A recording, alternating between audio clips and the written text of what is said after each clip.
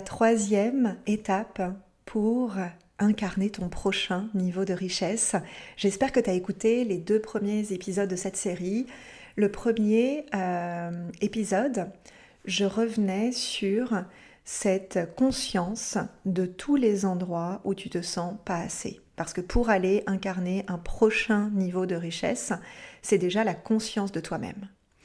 La deuxième étape, c'est d'observer à l'extérieur de toi tous les endroits qui te renvoient ce manque de richesse, tous les endroits qui te renvoient aussi une identité passée et tous les endroits extérieurs où tu sais que tu dois agir. Alors bienvenue dans cet épisode dédié à la troisième étape de comment incarner un prochain niveau de richesse. La troisième étape, elle est intéressante parce que, encore une fois, ça va venir de toi avec l'intention d'observer ce que tu vas ressentir et surtout de passer à l'action. Je vais t'inviter à aller dans un endroit où tu sais que tu vas ouvrir tes possibles. Donc cette troisième étape, ça s'appelle l'ouverture des possibles.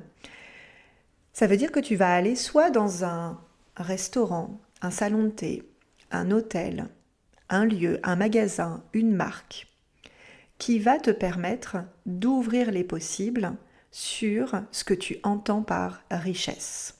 Alors moi, les exemples que je vais te donner, c'est notamment d'aller dans des endroits comme des hôtels de luxe, comme un palace au Ritz à Paris, au Ritz à Porto Rico, puis à Dubaï, pour aller ouvrir des possibles sur qu'est-ce que je ressens dans ces lieux-là. Pourquoi ? Parce qu'on nous a conditionnés à être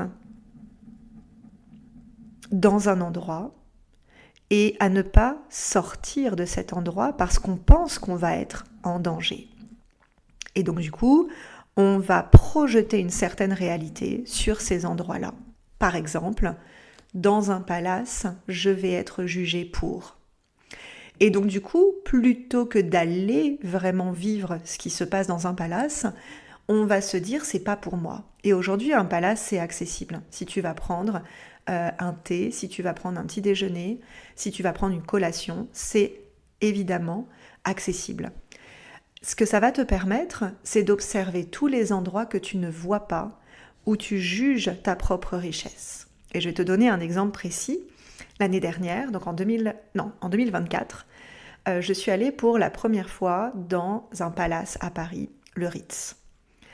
Et c'est intéressant parce que je venais de chez mon père et j'avais une voiture, donc une Logan, qui est ancienne. Je ne pourrais pas te dire l'année ni le nombre de kilomètres, c'est pas ma spécialité, c'est pas quelque chose qui m'intéresse. Mais en tout cas, c'est pas une voiture qu'on associe à un palace. Et dans ce palace, j'allais vivre une expérience VIP avec notamment un photoshoot, et je vois la veille tous les endroits où je juge, que ce soit la manière dont je vais me comporter, la manière dont je vais m'habiller, la manière dont je vais arriver dans une voiture qui n'est pas digne, entre guillemets, d'un palace, mais ça c'est ma projection. Et mon père me dit, mais tu peux pas aller te garer comme ça au palace, quoi. Faut que tu ailles te garer dans un parking avant. Et je pense que mon intelligence à ce moment-là, c'est ce que j'appelle l'élégance émotionnelle, c'est que je me suis dit, bah non, en fait moi j'ai envie d'assumer la femme que je suis, la leader que je suis, et surtout je sais que ma voiture, mes vêtements, mon chiffre d'affaires, mon argent ne me définit pas. Mais en même temps, je ressens bien qu'il y a une résistance, qu'il y a de la honte. Donc du coup, je suis arrivée en Logan devant le palace, le Ritz. Et ce qui a été magnifique, c'est que j'ai vraiment mis en jeu cette arrivée parce que cette fois-ci, j'avais pas mon berlingot qui est un petit peu un symbole de ma vie aussi en Auvergne, de pouvoir allier à la fois la campagne, la nature et en même temps la richesse, les millions et l'ambition indécente. Donc j'arrive en Logan devant ce palace. Et ce qui a été magnifique à voir, c'est que les personnes qui m'ont accueillie, alors je crois que ça s'appelle des valets, eh bien, je sais même pas si ça s'appelle comme ça. Faudrait que je recherche. Les voituriers qui m'ont accueilli, eh bien, avaient aucun jugement. dans leur regard. Moi, j'avais évidemment un immense sourire, j'étais tellement contente d'être là, je savais que ça allait être une journée justement où j'allais passer un prochain niveau de richesse, d'incarnation, et d'embodiment, voilà. Et du coup, c'est ce qui s'est passé. Donc dans leur regard, il n'y avait aucun jugement. Et c'est ça que j'adore, c'est ça qui est beau, c'est ça qui est magnifique dans ces espaces-là. Et c'est pour ça que mon entreprise s'appelle Leader d'élite, parce que dans ces environnements-là, à la base, il n'y a pas de jugement. Il n'y a pas de jugement. Ça veut dire que quelqu'un qui a un niveau de vie plus élevé, un niveau de richesse plus élevé, il n'est pas là pour voir l'autre avec jugement, mais il va permettre justement de voir l'autre avec une richesse intérieure. En tout cas, c'est comme ça que je le vois, et c'est aussi pour ça que j'ai créé ce podcast, pour vraiment que cette richesse intérieure, elle soit d'abord une autorisation intérieure, et notamment avec cette troisième étape, c'est toi qui vas choisir d'aller vivre dans des lieux exceptionnels, et d'aller voir, d'observer les jugements que tu peux avoir. Donc moi, j'ai pris mon appareil photo, j'ai pris ma caméra, j'ai pris mon téléphone et justement j'ai mis en scène cette arrivée avec la Logan au palace parce que je voulais m'en souvenir et je voulais dépasser justement cette honte de ne pas être assez, cette honte de ne pas avoir une voiture de marque, une Porsche, une Mercedes, une Tesla, etc. etc. Et le but, c'est pas d'aller tous les jours dans un palace, quoique.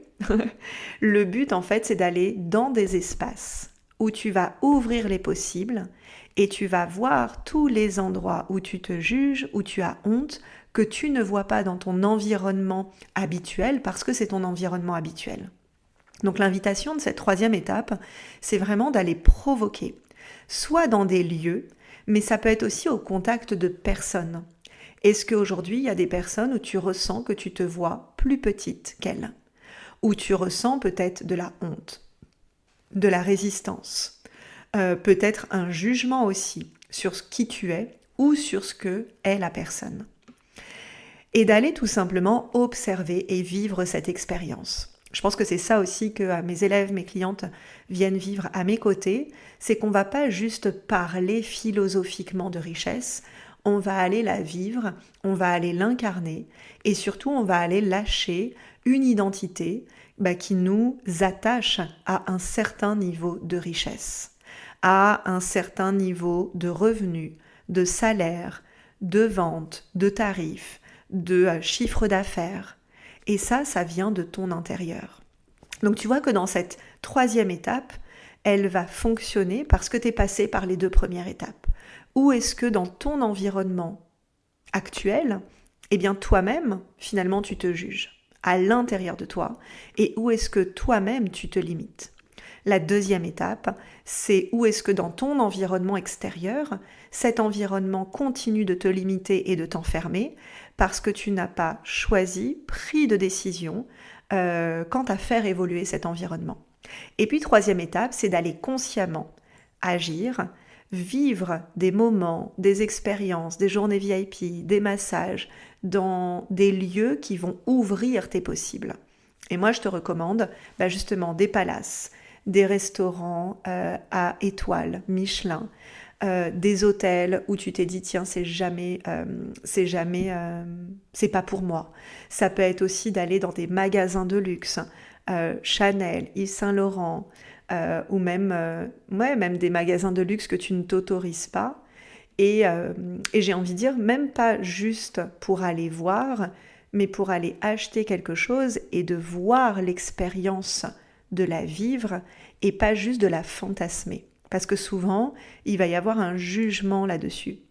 Et quand on a un jugement quelque part, c'est très difficile pour nous de l'incarner parce que on n'a pas envie d'être jugé. Donc du coup, tu vois, inconsciemment, on ne va pas quelque part parce que nous-mêmes, on est en train de le juger. C'est une sorte de protection, c'est une sorte de justement limite à ton prochain niveau de richesse. Donc ce que je te propose, c'est tout simplement là, maintenant, de décider, ok, quel est le prochain lieu, quelle est la prochaine boutique, quelle est la prochaine expérience, quelle est la prochaine personne auquel tu vas t'adresser, tu vas peut-être poser des questions, tu vas vivre Et tu vas passer justement de « je ne sais pas ce qui me limite » à « je sais pertinemment ce qui me limitait » parce que tu as vécu l'expérience. Et après de prendre une photo et de taguer mon compte Olivia-Sautereau pour partager ton expérience de ce prochain niveau de richesse. Et ça, je t'invite à le faire tous les jours. Ça veut dire que ces 3 épisodes, tu peux les enregistrer, tu peux les mettre en favori et constamment, au départ, de les écouter, de les réécouter comme une nouvelle norme, comme une nouvelle habitude et toujours de te dire « Ok, quand je pars de mon intérieur, puis mon environnement extérieur, puis l'ouverture des possibles, eh bien, ça va faire une spirale élévatrice, justement, de ton prochain niveau de succès. » Donc, tu vois, dans ma manière de faire, il y a toujours cette conscience de soi, sans jugement. Il y a l'action qui suit derrière, et il y a justement le fait d'aller provoquer ce que moi j'appelle l'inconfort, donc d'aller provoquer l'inconfort, d'aller provoquer une nouvelle expérience pour vivre une nouvelle identité. Aujourd'hui, donc depuis, je suis allée dans plusieurs palaces dans le monde entier, après l'épisode du Ritz qui était en octobre 2024.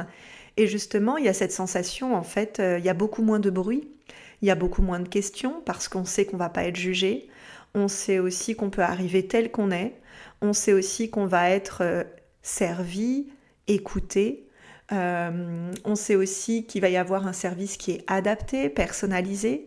Et justement, c'est ça aussi qu'on peut après infuser dans notre vie, que ce soit quand on est salarié dans l'entreprise auprès de laquelle on travaille, que ce soit quand on est entrepreneur auprès de notre entreprise, que ce soit quand on est leader auprès d'une communauté, et justement d'aller infuser cette richesse, pas juste mentalement, mais vraiment par l'expérience vécue, et surtout de voir que l'expérience vécue de cette richesse-là, c'est pas tant la richesse, c'est la liberté. Ça veut dire que d'avoir confronté cette 3e étape d'ouvrir les possibles, eh bien, on se sent plus libre. Et ça veut dire que notre mental essaye moins de contrôler qui on est, qui on n'est pas, mais juste est beaucoup plus présente à elle-même. J'ai adoré enregistrer ces 3 épisodes. Partage-moi si c'est quelque chose qui t'a été utile, notamment d'avoir ces 3 étapes, de pouvoir les incarner dans ton quotidien. Et évidemment, si ça t'a plu, eh bien note cet épisode 5 étoiles dans toutes les plateformes, dépose un témoignage et partage en story à tes sœurs, tes cousines, ta mère, tes élèves, tes enfants, tes collègues, eh bien cet épisode parce qu'il est là pour justement ouvrir les possibles de ce que c'est que la relation à la sérénité et à l'argent. On se retrouve dans le prochain épisode et j'ai hâte vraiment de célébrer avec toi ces 3 étapes d'incarnation de ta prochaine richesse. À très bientôt.